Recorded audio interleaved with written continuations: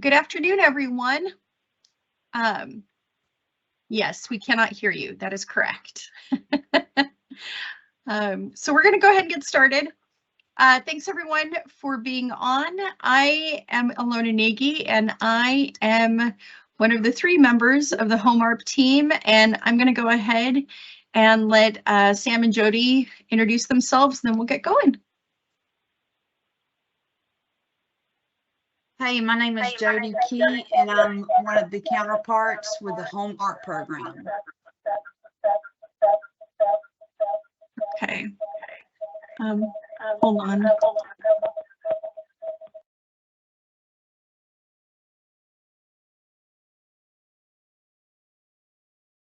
Sam, you're going to need to unmute yourself. I just muted everyone. There we go. I'm the cause of the echo. Well, I don't know about that. I think there was another person that was unmuted too, so we're good. At least I think we are. So go ahead and introduce yourself. Hey everyone, this is Samantha Carvalho, and if there is an echo, I think it's because I joined on my phone audio. Actually, we're not hearing an echo now, so I think we're good. At least I'm not. Okay, great. Is anyone else hearing an echo? Okay, so we're good. Okay. Great. Cool. Well, I just wanted to say I'm Samantha Carvalho, and I'm the office director for the Office of Community Housing Development. And I'm very happy to join the rest of my team to help you with this training. We're excited to have you. You guys are in for a treat. So we're going to go ahead and get started. So then that way we can pack in all of the information into our 57 minutes. So we're going to go ahead and just jump right in. And again, I'm super excited. Today we're talking about the specific non-congregate shelter developments, which are a part of the application process for DCA's HOME-ARP program. So moving into the next slide here. So we're going to have a quick project overview. Let's take 30 seconds maybe. We're going to talk about those posted questions to the website. And we've had some updates, so please check the website for those updates. We're going to talk about the development overview section. So it's the 3rd section out of all 8. So when you go through the folder that you can download, it's zipped from the website. It'll be the 3rd section called Development Overview. And then we're going to have some key takeaways at the end. So again, we are working on what is on the right, the $88.7 million for non-congregate shelters. And so this is the application process for that. Again, this is a community-driven process, so please, please, please talk with people, get your data, and just make sure that this development is the best for you and your community. So that is a big part. And that was it. Okay, I thought I had a 3rd one, but I don't. So just make sure it's a community-driven process where you guys are coming from. Posted questions. So the first is, everyone had mentioned that an additional meeting in order to package everything for your application when you submit it in your phase 1 submission, which is due on August 15th. And then your phase 2 submission, which is due on September 15th. And the first 4 sections are due August 15th, and the second 4 are due September 15th. This has been updated. I added 2 trainings as requested. And so for Thursday, August 10th, we're doing a submission prep and questions there. And then also on Thursday, the 7th, we're doing a second submission prep and questions for the second round of submissions. Okay, so that's there. The registration links are live. So go ahead and register for those. And that is that first part. The second is we had 2 questions come in that were really great. One is regarding program fees. to cover utilities, upkeep, transportation to the veterans. And so we've had some discussion around this, and actually program fees are not a part of this particular funding round. And so we had quite an extensive conversation around this yesterday, and more information is also posted on the site with the answers. But according to HUD, and the HUD specific language is that, and I will even read it. The HUD specific language is no, those additional fees, because remember, this is a shelter.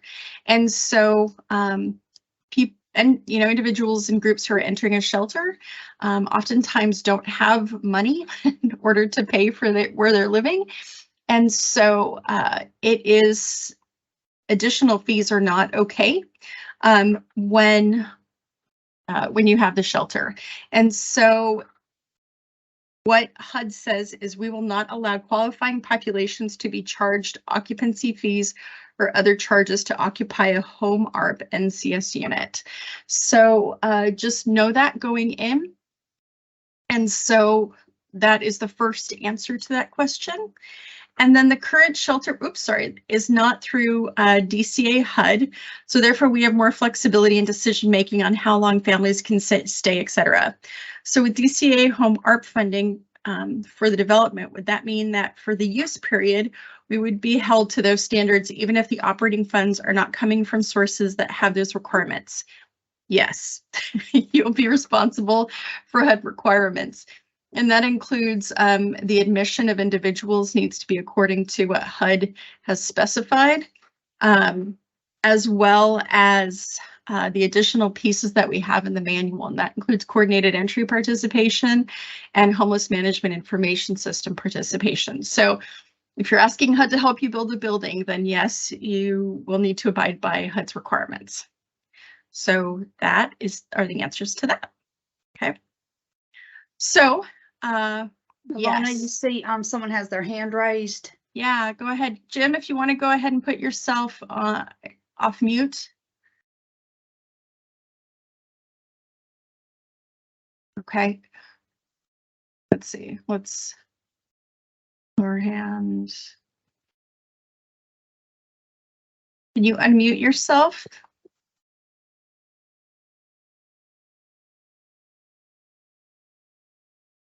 Okay. Jim, you should be able to unmute yourself.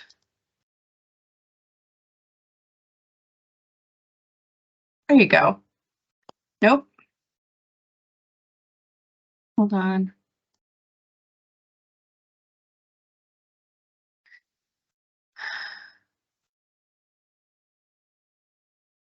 Jim, okay. He put it in the chat. I missed the answer to the first question. The little I heard was we are not eligible. You are eligible to, okay, so you are eligible to apply, but you cannot take a fee to be a part of, you cannot take a fee. So you are eligible, you're more than welcome to, but you cannot ask for a fee. It's HUD states we will not allow qualifying, they won't allow qualifying populations to be charged occupancy fees or other charges to occupy a HOME-ARP non-congregate shelter unit because it is a shelter. It's not a permanent supportive housing location. So, okay. So, are there any other questions then? I'm sorry. Okay. Okay. Moving on to the next piece, and that's the overview. So one of the biggest things that we're going to be talking about today is choice limiting actions. And so I found this under the environmental specifications. And what HUD says is, and this is particularly, this talks about under public housing authorities, but this applies to HUD entities that are receiving HUD funding. And so any action in which a PHA or HUD-funded entity commits or expends HUD or non-HUD funds on activities for project assisted under the U.S. Housing Act that reduces or eliminates a PHA's or HUD-funded entity's opportunity to choose alternatives. So choice limiting includes actions to acquire, dispose of, rehabilitate, demolish, convert, transfer, remove, lease, or construct properties, including entering into contracts or other written commitments. Choice limiting actions performed prior to environmental clearance can result in regulatory or statutory violations that can jeopardize HUD funding of the project. Okay, so what that means is before your development is approved by HUD, I would recommend that you not take actions that will limit your choices for your development. And Sam, I know you, we had quite a conversation around this. So I wanted to mention this going in first of all, because we're going to talk about a lot of activity with regards to the federal requirements today. And we want you to be aware of your choice limiting actions. So Sam, could you kind of talk about that just a little bit further as we're entering into this conversation? Yeah, and can you all hear me okay? Mm-hmm.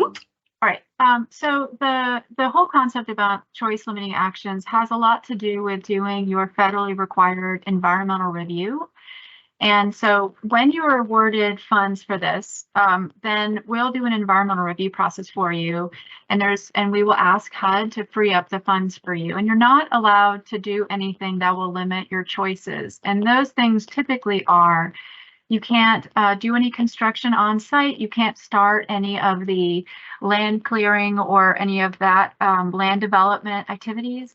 And then you also are not allowed to enter into a purchase agreement that you can't get out of. So you might be able to have an option to buy the property if you're acquiring property. Some of the things are acceptable, but what HUD doesn't want you to do is to set yourself up into a situation where if they say, no, you can't use the money, that you're stuck with a sales contract or you're stuck in a situation where you've already broken ground. And so if you have questions about that specific to your project, I'd be happy to talk to you about them and explain maybe how this applies to your project. But the main takeaway here is don't start construction and don't enter into a locked-in sales agreement before we are able to give you a letter from HUD saying that you're free to do it. So if you apply and you're awarded funds from us and we say, yep, you're awarded funds, but we still have to do your environmental review for you, and then you have to wait until your environmental review is completed, and we send you a letter saying your environmental review is completed and you can go ahead and start your activities, that's when you might start locking down that sales agreement and closing on the property, or if it's property you already own, that's when you can break ground on it. So I want to be very clear about this because this trips up a lot of projects that we've had to work with. And unfortunately with HUD, this is one of those things that once you ring the bell, it can't be unrung. We've had situations where we've awarded HUD funding to a city to work on a project and they got started early and we had to say, oh my gosh, we're really sorry, we can't fund it now with our federal funds. So please try to make sure you don't end up doing something that you can't undo and that might invalidate your HUD award. And like I said, I mean, I don't want to scare anyone. I think probably this is something that might be easily handled with a conversation on a case-by-case basis. So you can call us. We'll be happy to explain, how this applies to your particular circumstances. Does that help, Alona? Yeah, it does. And we're in a quiet period. So with those conversations around contract versus no contract, that would have to be, we would have to just talk about that. But we can have a conversation with you because we know that every circumstance is different. We have a question. Once we get that letter, does the nonprofit have to first put the money down and then we are reimbursed from HUD with the funding award? That's a really good question, Rachel. Sam, go ahead, and I think I know the answer to that one. So this is, I believe our intent with this project is for all of the financing to be reimbursable, which means you would have to accrue the expense first and then we pay you back. So we'll have to have conversations around what are eligible expenses under this grant. If you have the capital raised in advance to be able to cover the expenses, then that's the most appropriate thing to do. And before you pay for anything, then this is of course after award, right? So, you know, we're going to talk to you a lot during your award process and to enter into contracting about the rules specific to the federal programming. I would say just don't take any actions, don't spend any money unless you know for sure that the activity is reimbursable and that we can reimburse you. And then I think we can also offer some leeway with it being 100% reimbursable, which I think, you know, Kelly Evans, the manager for this program, Alona and Jody and I can work through that, because we also recognize that some of these expenses we might have to front some money for you if you don't have if you don't have enough to cover, like for example, acquisition, right? So if you're acquiring property, I don't think the expectation for us is that you have to have all that money up front and then we reimburse you. But we would need to make sure that, you know, whatever we do would be 100% eligible. So we need to check on that. We're not going to be able to give you money in advance without some way of checking to make sure that that money is going to be spent on absolutely 100% eligible activities. And the reason for that is that if you go and spend the money and then it's not eligible, we're the ones that are on the hook to pay back HUD.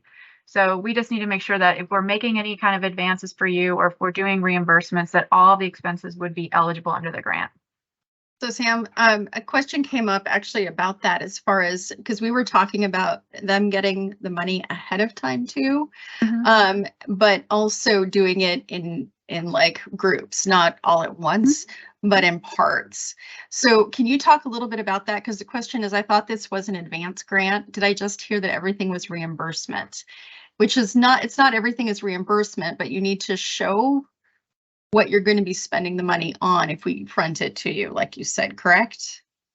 So let's say that your total award is $1 million. And with that, you're planning on spending, I'm just using $1 million. It could be a lot more, it could be a lot less, great. you know, just using that. What your intent was that you were going to be doing construction with that money.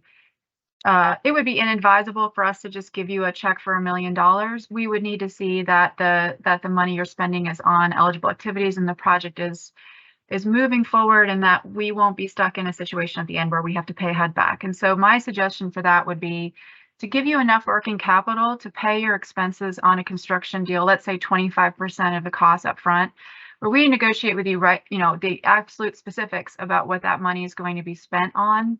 And then you can go ahead and spend that. You can pay the subrecipients, buy materials and supplies, all of those things.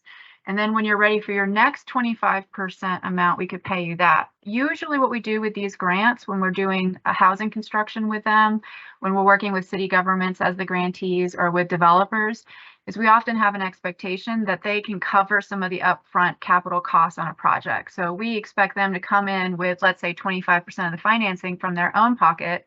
Then we reimburse them that amount. They may have money to go into the next round and so on.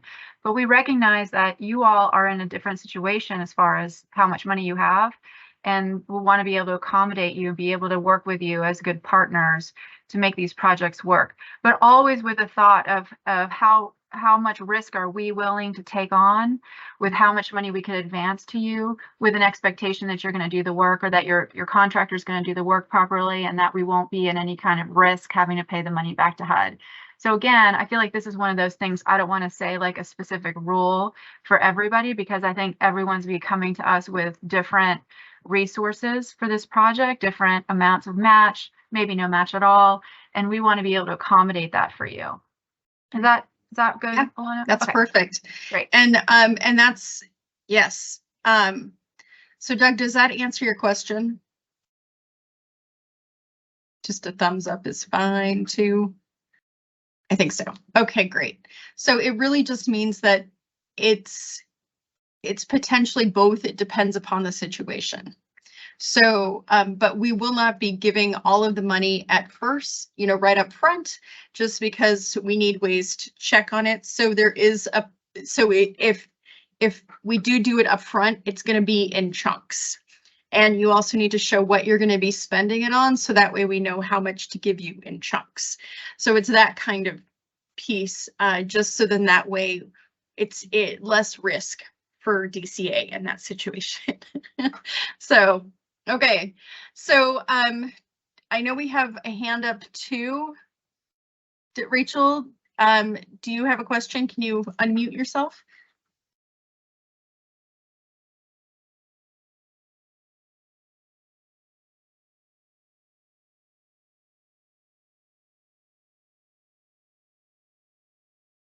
Rachel, can you go ahead and put your question in the box?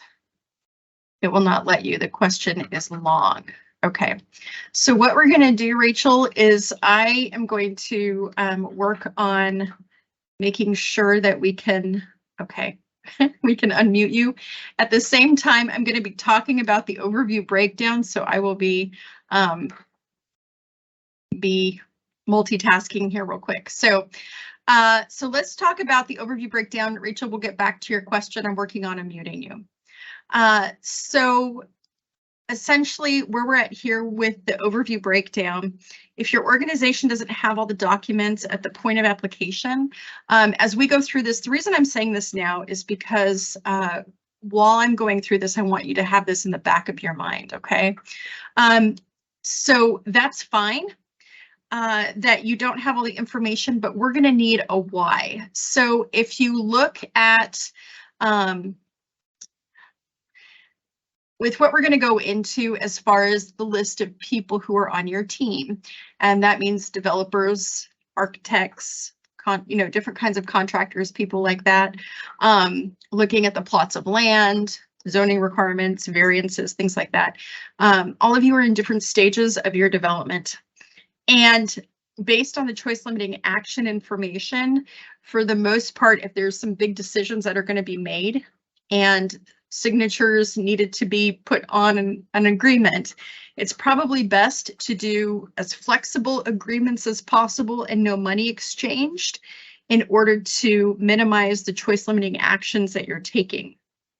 So that said, if there's, letting us know your plans, if they are not definitive because of the choice limiting actions, you can put that in the sections that we're going to talk about in the application. Okay, so that's that first piece. So if you do not know for sure where you're at with a particular area, or you do know, you just don't want to make a choice limiting action, then go ahead and state that in the boxes provided, and or include a documentation, a letter stating what your plans are. So then that way we're aware of the steps you're going to take. Okay. Defining site control, because we're going to talk about site control here too. So really around this, it's not only who controls the site, but what your agency's plan is. So if it's an acquisition, if it's being gifted to you from the city, all those different pieces, we need to know those specifics. And then explain the plan, including any closing conditions. So again, letting us know what that's, the specifics of what that's about. Sam, well, let me talk about the local planning and zoning, and then Sam, I'm gonna turn it over to you to add some pieces. Also, and we talked about this yesterday too in prepping for this, just call your zoning office. You know the land where you're gonna be at, you know what you're gonna do, call the zoning office, see what the current zoning status is, and will any variances or use permits or anything additional be needed in order to cover what you already have. So Sam, can you speak to some of this a little bit based on our conversations that we've had? Yeah, sure. And, of course, I'm trying to do some general statements, knowing that you all are coming to us with a lot of different situations, but just generally, non-congregate shelters are not typically something that usually when you look at zoning for property, you're going to have residential, and it's going to tell you how many homes can be on site for a certain acreage, or if it's commercial, it's going to have certain restrictions and stuff. For this one, I think it's really advisable for you to make sure that what you're planning to do and where you're planning to put it is going to line up with the zoning for the area. And if you need it to be rezoned, it's important for you to understand how much time it would take, or even if there's a chance that the rezoning won't happen. So just be sure that you check in with your planning and zoning office and ensure that if you have your site set on a specific place, that what you're trying to do with that property isn't going to be unallowable by your local government. And they may have some important things to keep in mind. I was just on a call with a developer earlier today that we're on a tight deadline to get some stuff done, and they just found out that they need to put in bike racks, and that was something that surprised them. They weren't, they have to go, that's a really minor thing for that project, but those are the kinds of things that can trip up a project timeline. If you find out that, in the build, you're going to have to reserve so much space for parking, or you're going to have to do this or that. So I think it's really smart to start early with those conversations, just to make sure that what your plan is. You don't have to have your full plans to talk to them about. Just say, look, we're thinking about opening up the shelter. We're going to have this many people. Is it going to be a problem for us to do it where we want to do it? So that for sure before you waste your time applying for us, that specific site isn't going to work for you. Okay, that's perfect.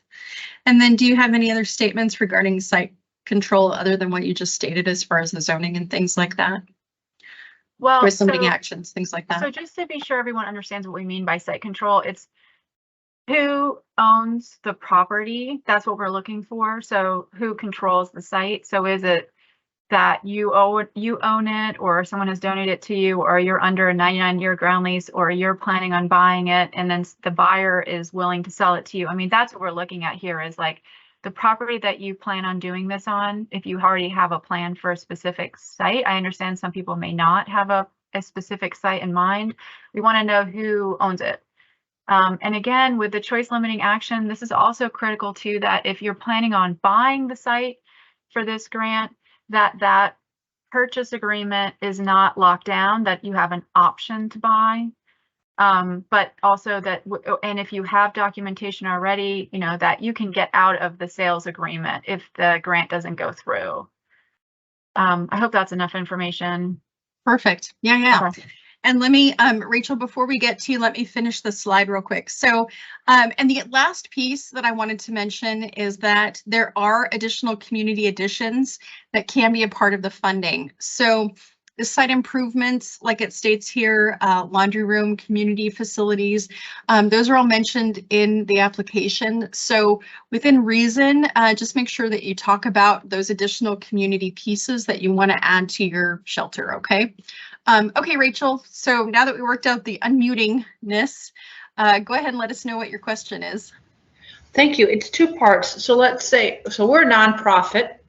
Our budget isn't all that big. And we're in Northwest Georgia, so we're very rural, and I'm over 4 counties. And I would like to, let's say part of my thing is to buy a hotel to turn it into transitional housing. So that means it's a 40-unit place. I need to go in to do some restructuring to make it be able to be transitional housing for units. So if our budget is $2 million, I have to then, and I'm still trying to understand this, front some of that. If you're awarded, Lord willing, we're awarded part of this grant, I would have to upfront some of that, and then we would get in chunks of money as what we're going to do with it each stage. Can I address that, Alona? Absolutely. You're better suited for that than I am, for sure. So you're acquiring this hotel as part of this project, is that right? Like we would be paying for the acquisition of the hotel? Is that right? That is my plan. Okay. Well, in that case, we wouldn't expect you to have all the money up front. Like if that, how much, do you know how much they're selling it for to you? They haven't given me a final price yet, so it's between 200 to 220,000. Oh, well, that's a fantastic price. That's awesome. I'll buy it right now. but Just kidding. I don't have that kind of money. But that might not happen that way because it's the sun. It's the sun. Yeah, no, Not but the that's great. And a hotel conversion is really a great idea. It's really in line with what HUD had in mind for this money, that because hotel and motel units are very much like an apartment unit, they have their own bathroom and stuff, and you might want to put in a kitchenette, or you could do shared kitchen, but that's great. So let's say that acquisition is 200,000, and you have the sales agreement and everything ready, we can go ahead and pay that for you, so you wouldn't have to front that. And then if you don't have the capital to do that first, like let's say on top of that, it's going to cost maybe, I'm just going to throw this out there. I'm not trying to set this as an expectation, but just to make the math easier for this conversation, let's say you budgeted like $10,000 per unit to replace the carpet, to update the HVAC, to put a little kitchenette in it or whatever. Then you could say, you know, it'll take us, let's say, 6 months to do those renovations. We need the first 2 months of financing up front because we don't have the money to pay for that. Then we could talk to you very specifically about what you're going to spend that money on, that you're going to, your general contractor is going to send you a bill. The bill is going to be for about this much because they think it's going to be this much. And we're like, all right, well, we will give you, it's almost like a line of credit. We'll give you money for that first installment of payments to him so that they can get going. And then you can, then when you come the next time, we'll reimburse, you know, you pay out of that amount and then you'll get the next amount for the next time. So instead of it being 100% reimbursable, where you have to front 25% of the cost, and then we pay you back, and then you get that money to put back into your account, and then you pay out again 25%, and then so on until it's over. We would just change the order of that and give you that 20% upfront so you could do it. But we tightly control that because, you know, you'd be surprised. We think the communication is really clear, and then like a grantee will pay for something that isn't allowable. And then we're like, well, now you're stuck having to pay for that because we can't pay for it. You have to return the money to us. That's the sort of thing we want to avoid here. So I don't want to dwell too much on this because we don't have a lot of time in this training to do it. But essentially how it would work is, you know, if you needed the money for acquisition, we could arrange to have that money, you know, wired to the seller, or however that's going to work during closing, so that you don't have to cover that part, and that will come out of your grant. And then if you needed upfront money for part of the early construction costs, we could do that for you too. Now, I think we are scoring. Are we scoring for a match or anything like that? Like if you all have money to bring to the table that you can use for that first installment of cash, that would be the ideal scenario. But I don't think that we plan on limiting it just to well-resourced nonprofits. I don't think that would be fair for the objective of this plan. So we will work around that to make sure you have the money you need as you need it. Right. So in a way, we're not really talking about the scoring piece quite yet, but yes, if there are organizations that have a lot of leveraging and ability that you're talking about, Sam, yes, that definitely improves the application, just because that leveraging and matching allows the money to go further across more organizations. However, we do also understand that, like you said, Sam, that isn't always the case. And a lot of nonprofits too, that you guys are, you know, kind of doing things inch by inch, and this is something that's supposed to catapult you ahead. So so it's both. There's a lot of both. Let me add to that too. I was very excited when we got this money because I think it's a fantastic opportunity for us to make a really good investment in rural areas for this shelter space, that we would not have this money any other way. But we recognize also that our partners don't have that working capital to work with. So that's why we're being so accommodating for this, because we want to make sure these projects will work. And, you know, and then counterbalance to that is our risk assessment, right? So as long as we're communicating well and we know what you guys want to pay for, I think we're fairly comfortable with going ahead and giving you some upfront costs to cover your expenses as you move along. Yeah. And yeah, if you have match, fantastic, because that means we don't have to do that extra work of fronting you the money. You can go ahead and spend your money first and then ask for reimbursement, which is our preference, because of course that makes it just easier on our end. But we want to make this program work for everyone in the state too. So we don't want to turn down nonprofits that are operating a shoestring budget, because we know that that's a reality for everybody. Yeah. Yep. That's perfect. Okay. Well, we're going to move on to the next slide. So with regards to the federal compliance piece, this is a preparation pieces to consider, and it's kind of in a timeline type steps. But first of all, you really kind of need to determine the units. So as we've talked about before, Davis-Bacon comes into play with this program since it is home funds. And so what Davis-Bacon means is if you are renovating or building 12 units or more, then there's going to be additional cost for the construction piece, because there are labor standards that need to be met. Okay, so that just means that that needs to be built into your budget, that it's going to cost more. So that can increase the cost of your construction, in some cases quite significantly, depending on where you're building. So that's the first piece. And there's statuses and requirements, like there's a full list of different amounts that you have to pay individuals who are working on your development in certain counties. Like there's certain wage requirements for each county, if I'm not mistaken, Sam, that's how it works. Because I had a colleague show me and I was like, oh my gosh, that's really cool. And that's a lot of information. So just know that that's important. Plus your builder is going to need to know how to report on Davis-Bacon. They're going to need to know those pieces for federal compliance. Zoning, we just talked about that. Can I just add one more Oh, thing yeah, about yeah. Davis-Bacon? Absolutely. I would advise that if you are planning on building more than 12 units, then that when you're hiring a general contractor, you put in the requirements that they know how to do Davis-Bacon payrolls, weekly certified payrolls. That can be a real barrier to entry for some companies that do not have an office that they do the payrolls for. So just be sure that you don't get yourself stuck in that situation. If you are doing fewer than 12 units, Davis-Bacon does not apply and you don't have to worry about it at all. But if it's over 12 and if that's something that's worrisome to you, you could email me about Davis-Bacon and I'll be sure to let you know like what you would need to put in your requirements for your general contractor bids. Okay, cool. We talked about zoning. Then also for your development plans, if you have those locations that you're wanting to acquire or you already have in your possession, then the environmental requirements are kind of important. What we can do, our plan is for us to do your phase 1 environmental once for those applications that are approved, okay?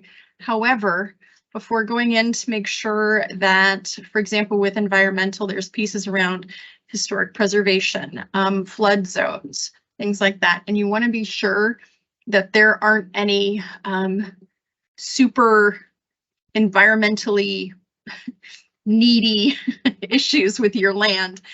We could do a quick review of your address. So if you want to send us your address, we can do a really quick review with the NEPA website if you don't know how to do it already, to make sure that in most cases your land is going to pass an environmental phase 1 review. Okay, so that's that piece. And then again, with the cost estimates and contracts, we're going to be talking about the budget next week, but just under procurement, like we had talked about with contracting and things, make sure that what I would probably recommend is for your grant writer, it's probably good to go through the procurement process now, but for other contracts that you're going to need, probably wait till after you are awarded funds in order to go through that procurement process. It takes about 60 days. And essentially what it does is, you know, obviously it allows there to be a fair competition for that work. And so that's really why the procurement process exists. So, so when you're applying for HOME-ARP non-congregate shelter funds and conditional funding, if awarded, just remember no site work until you are approved and move forward with HUD. And we keep saying that, we'll be saying that over and over again. So don't do anything until we get the HUD approval. And so donated services, you don't need to procure those. So I think that's pretty much it that we need to discuss. Sam, do you have anything else to add to this? Well, I was trying to answer a question in the chat to Courtney. Courtney, you asked if we already completed an environmental review in the last 5 years, do we need to attach this? It would be great to see it if you have it, but if it would need to get redone. If we awarded you funds, we would need to redo it because 5 years, some things like the neighborhood property might have changed and that might affect the environmental review. In the most severe setting, for example, you might have, you know, like I'm just using a kind of an extreme example that hazardous waste emitting plant got put in right next door and that would change the environmental review, right? So we would need to see something that's newer than that. And in fact, I would just say we'll do it for you after. It was in 2021. Yeah, it's still a little too old for us to use it as what would HUD require, but it doesn't, the information's probably extremely relevant. So I think it would be helpful for you to submit it because then we could check for things that aren't going to change. We could check to make sure it's not in the flood zone or in a wetland or at the end of the airport crash zone or all those other things that we look at in an environmental review. So, so I think that would be helpful. And for anyone else who, you know, if you have anything like that, that would be great. But we would do our own. We are required to do our own environmental reviews, our NEPA environmental reviews for every project we allocate HUD funding to anyway. So we would do it afterwards. But any information we have to assess whether your project is even eligible, that would pass that so that you know you aren't selecting a site. I'll give you an example. We had a city that wanted to redevelop property that was on an old landfill. And they went and did some soil sampling, and it was just not going to happen because there's too much heavy metals and things like that there. So we had to say no to that project. But that's the kind of stuff we're looking for in environmental review. So so if you have the information, send it. If you don't, but you know the address, we can do a quick lookup on the NEPA Assist tool for you. And then once you're awarded, we'll do the full environmental. And Sam, there was a question that came up. Does labor compliance relate to projects where we want to rehabilitate more than 12 units in a building we already own and operate? Yes, they do. Thank you for that question, Eugene. Good question. The Davis-Bacon is the law that requires that on federally funded projects, we pay a federal fair wage, which is established by the Bureau of Labor Statistics for every county in America. They'll say, you know, in this county, all the carpenters are getting paid $20 an hour. So that means your carpenters have to get paid $20 an hour too. This county down the road, all the carpenters are paid $30 an hour. So that means in this county, all the carpenters have to get paid $30 an hour on your project. So whether it's new construction or rehabilitation, those laborers and contractors are going to have to get paid whatever the federal wage rate is on the wage rate assigned, you know, for that year and for that county.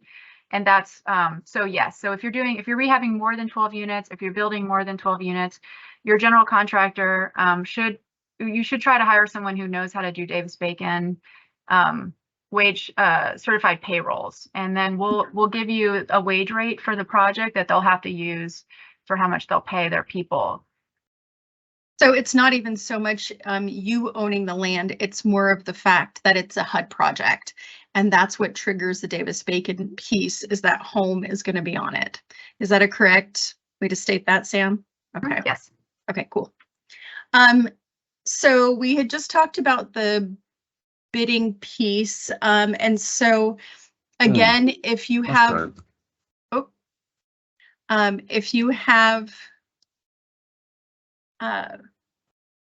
a contract that you need to go ahead and bid for, we recommend that you probably start that actually after approval of the HUD funds. We do have some time. We have up to 12 months in order to move forward on up to 12 months to move forward on getting the groundbreaking type stuff. So we have a little bit of time, and I'm going to talk about kind of the in-kind donation piece because that does not apply. So I'll move forward with that, but that also includes the debarment companies. So we're gonna talk about all of that coming up. So, but I wanted to make sure that this was stated so you guys have it in the PowerPoint. Okay, so let's go ahead and let's grab the actual checklist here. So the submission checklist, this is a lot of information as far as the resumes and experiences of people who are going to be participating with the development. Can't see it, it's very small. Okay, thank you for telling me that. Is that better? Explain the identities of interest, project design standards and drawings and plans, the zoning pieces, copy of the plat, title search, proof of site control, proof of active SAM government status. With this, what I would say is if you don't have these pieces, at least give us an explanation as to why you don't have it. So for example, the resume of a builder, okay? Maybe you haven't found a builder yet, which is fine because you're finding that you have to do 20 units, not 11. And so you want to make sure that they know the federal labor standards, okay? That's when you would put into the folders and you would drop those in stating no resume for the builder due to the procurement process that's going to be happening after funding, okay? So it's those types of things that you just let us know. If you don't have it, why? If you don't have the project design standards, drawings, or plans, maybe it's because you're in process of getting those because you know, the architect is a board member and they don't have the opportunity to plan it out yet, and you want to make sure other things are in place, and then you'll have that all together. So just give us the reason why, and that's why we have those folders in the application for you to drop that information into, okay? Where are we at with time? We don't have much time left, so let's move on real quick. This is the overall information, the seller information, your land and building information. Notice in each of these sections there may be drop downs, so be aware of that. If you have to explain something, that's why I highlighted these yellow, go ahead and be sure to use these areas to explain the situation. And so example for the zoning and variances, if it's not zoned for a non-congregate shelter, talk about who you talked to at the zoning office, what they stated, and then the steps you'll take once you're funded. And we'll answer questions. Okay, go ahead. Okay, yeah, we'll answer questions in just a minute. Let me kind of speed through these real quick and then we'll hit those, okay? For the team, and I did an example here, and I'll make it a little bit bigger so then that way you can see. Some of these are unknown. The Smith family is very active with this particular organization. And so their title, the organization and company they work for, their phone number, what type of agreement they have, what you have with them, and then is the entity on the federal debarment list. Some of this information you guys can check later. You don't have to check it now if it's not been understood, especially for those who are unknown. The reason why it's good to mention those who are participating, some of you have board members who can go ahead and submit these services, so they're more in-kind type donations. Maybe there's another person who said, oh, I'm so supportive of your shelter. Just go ahead and let me participate in kind. That's fine. As long as no money is being exchanged, you don't need to go through the procurement process. But if there is money being exchanged, then you do need to go through procurement. So if you have board members who are going to be an accountant or an attorney for the whole deal, something like that, you don't need to do procurement, but you do need to check if they are debarred. You need to make sure that if you do have an agreement with them, I would probably enter into something more formal after you're funded, so that way that choice limiting action isn't a part of the whole situation. And then make sure that you state here, down here, is there any relationship based on family ties or financial interests? And so I just made something up and said the Smith family is highly involved in the program. And so that is why we have so many Smiths who are participating in the development. And then lastly, with federal compliance, actually, you know what, let's answer those questions, then we'll jump into the federal compliance piece, because that's going to be a big area. So what have we got? So Courtney asked, if we are developing one piece of a large parcel of land, can the documents such as the survey be for the overall parcel and not just for the location of the building? I would say yes, but yeah, please, that'd be great, Sam. Yeah, Courtney, if you're talking about the environmental, then yeah, it can be for the whole, the whole property, and then you can just say, you know, that we're applying it to this particular part of it. That's fine. Okay, that's perfect. And then how do you get the application forms that you are showing? That is, I'll go ahead and show that at the end, Teresa, but that's in the packet that's downloaded. And so that would be, oh, and I think, thank you. So Courtney went ahead and added that for us, so we appreciate that. Thank you. If you go to that link, that's where the NOFA packet is, and that's where the application form is. So let's go ahead and talk about federal compliance. We mentioned these labor compliance pieces at the top. Again, for the individuals and the organizations that are contracted to help you develop your land, make sure that they understand these federal compliance pieces. So not just Davis-Bacon, but Section 3 and MIBI-WIBI, which stands for minority-owned businesses and women-owned businesses. Those particular requirements, especially Section 3 and MIBI-WIBI, will be needed to be provided on a monthly basis. Sam, could you talk a little bit about those submissions as well? Sure. Unless Rachel has her hand up if you want to have her ask the question first, or do you want to save that for later? Rachel, go ahead and ask your question. I'll be fast. In our documentation there, it talks about the project organizer you have in the spreadsheet here. So what if I am the project organizer and the overseer, or are you looking for a project manager? You could be in probably several of those areas as the executive director, and that's fine. It just lets us know who to talk to with regards to each of the issues. So if there's repetition of an individual on the list, that's a great question. If there's repetition of an individual, that's fine. We just need to know what your jobs are. And if part of that is project manager, that's okay.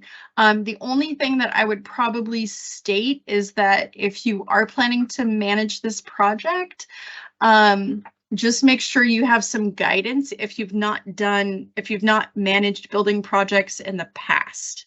So I understand that this may be an area that you want to save money, but there may be some pieces that you may not be aware of that project managers who have developed buildings know how to get through. So, and Sam, you may want to speak to that a little bit more. So, and if you need a project manager, that's fine. I was just stating, you know, it's good for like developers, builders, project managers, those individuals to really have experience in it, because you can get caught in something if you don't. Sam, do you want to talk about that a little bit more, or?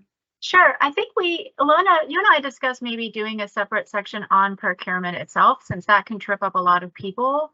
So that might be something that we'll offer as part of these series, or maybe spend some more time on. If you want to hire a project manager, there are some simple procurement rules you'll probably want to follow, like doing a bid, where you advertise for someone with certain qualifications, and then you have a bidding process where you do an open bid around a bunch of other people, and then you select the lowest cost, most responsive bidder. I mean, that's what it is, very, very briefly. But I know that it can be very tricky, especially when you have arrangements with people who have donated their time or are giving you a discount. When you're working with nonprofits, the procurement rules get a little tricky. So I do think it'd be helpful for us to do a session on that, Lona.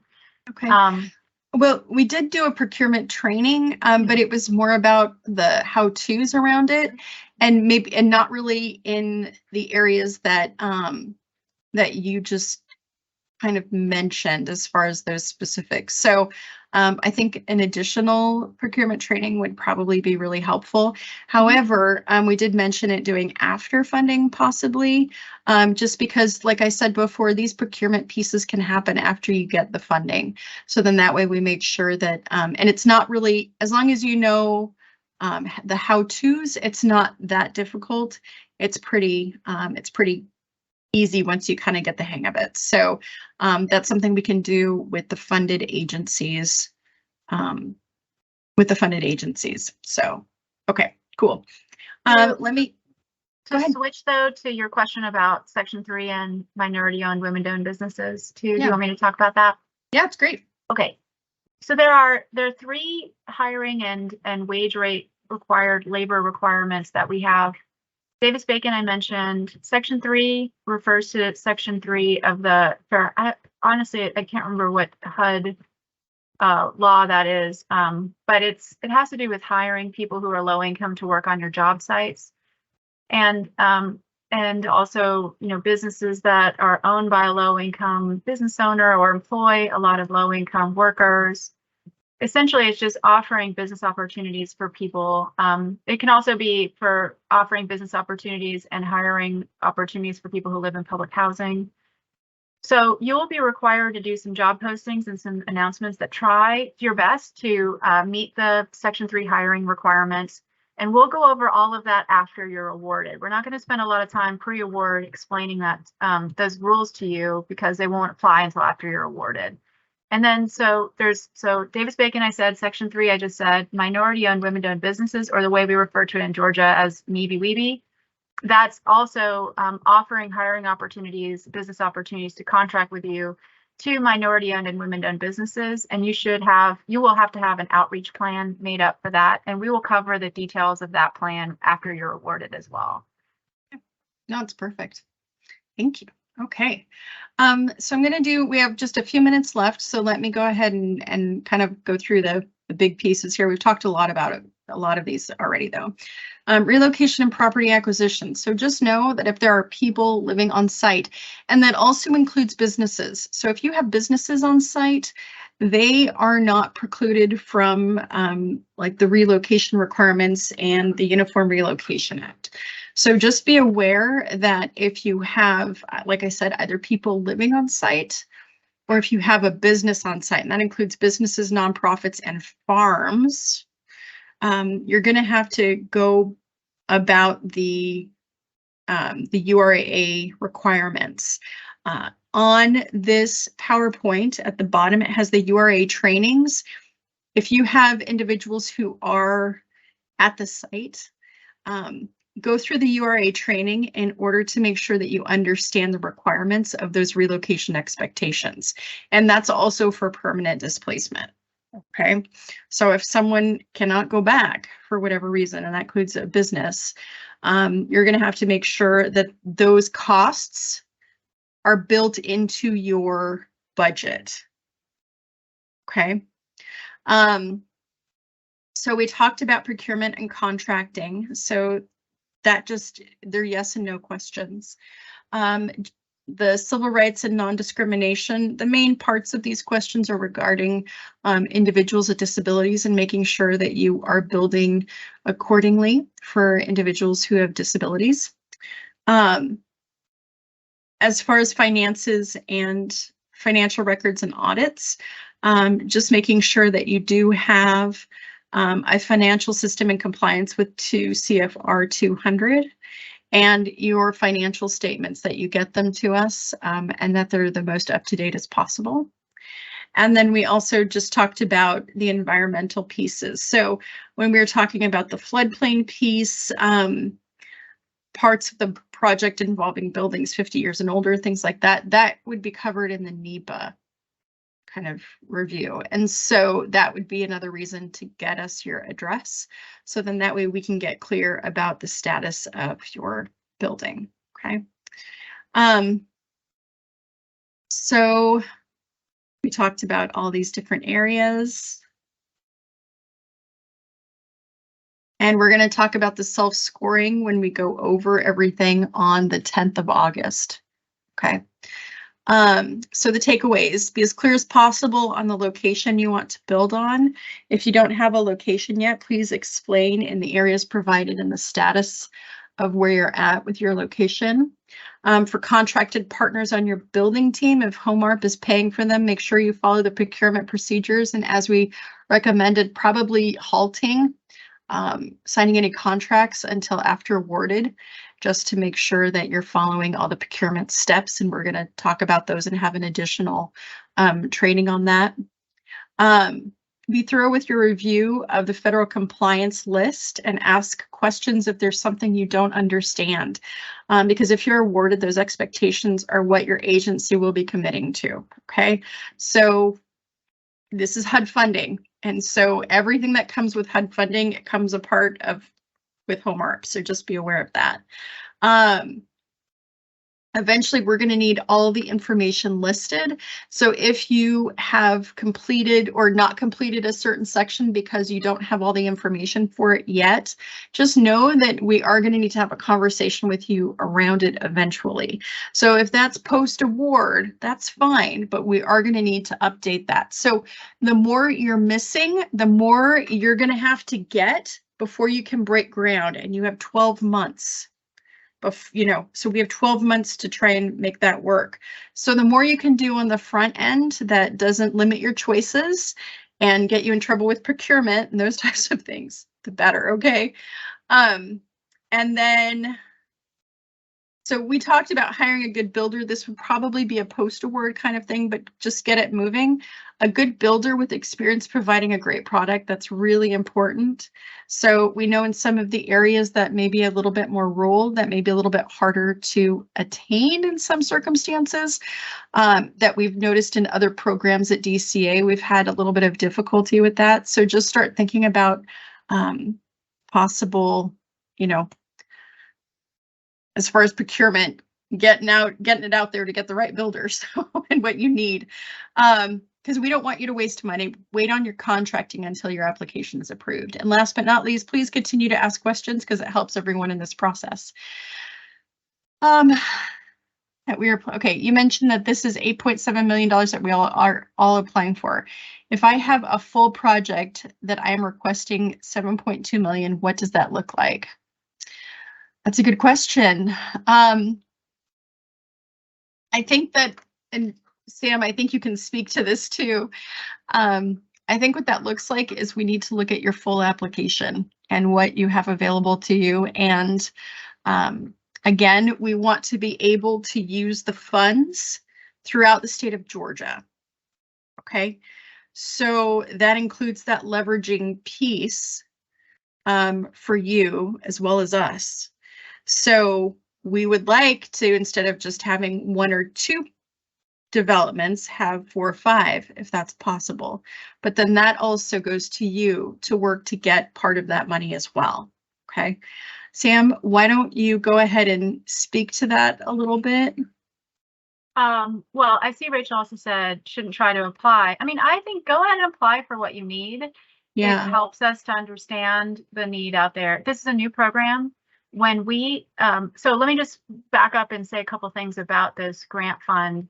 We received $87 million and we had a process that we put in. Maybe some of you were involved in our process to create our allocation plan. The money that seemed the most needed in the state for that of one of the eligible activities under the HOME-ARP program was building rental housing for people who meet the qualified definition for the HOME-ARP program. We have a lot of need for rental housing around the state. A lot of times people say, well, you know, we could get them a voucher or people just need somewhere to live that's affordable. So we put the majority of our financing in this in a rental housing construction. But within our plan to HUD, oh, and so we reserved 10%. So that's 87 million. It was 8.7 million we reserved for non-congregate shelter, because when we started talking to people around the state, there didn't seem to be as much of a demand for that, or enough partners that could pull it off.